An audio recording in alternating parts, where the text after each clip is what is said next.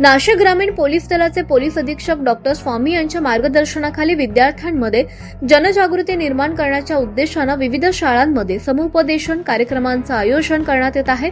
त्याच अनुषंगाने दिनांक 24 जून 2026 रोजी त्र्यंबकेश्वर तालुक्यातील हरसूर पोलीस स्टेशनचे एपीआय पोलीस श्री जीवन बोरसे यांनी शासकीय माध्यमिक आश्रमशाळा देवरगाव तसंच वाघेरा आश्रमशाळेत विद्यार्थ्यांसाठी विशेष समुपदेशन सत्र आयोजित केलं होतं।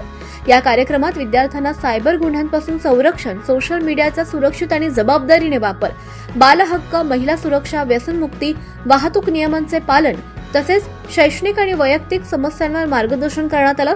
विद्यार्थ्यांशी थेट संवाद साधून त्यांच्या शंका आणि प्रश्नांचं समाधान करण्यात आलं।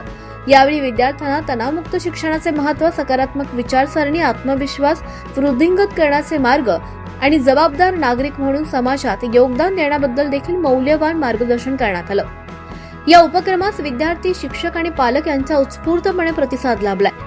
विद्यार्थ्यांच्या सर्वांगीण विकासासाठी तसेच समाजामध्ये जागरूकता निर्माण करण्यासाठी अशा प्रकारचे समुपदेशन कार्यक्रम भविष्यात सुद्धा सातत्याने राबवण्यात यावेत, अशी विनंती शाळेचे मुख्याध्यापक श्री आर.ए. पाटील सर यांच्याकडून व्यक्त करण्यात आली आहे। यावेळी इयत्ता 8वी ते 10वीच्या विद्यार्थी-विद्यार्थिनींना माननीय श्री जीवन बोरसे साहेब एपीआय यांच्याकडून भविष्यातील स्पर्धा परीक्षांविषयी माहिती आणि मार्गदर्शन करण्यात आलं।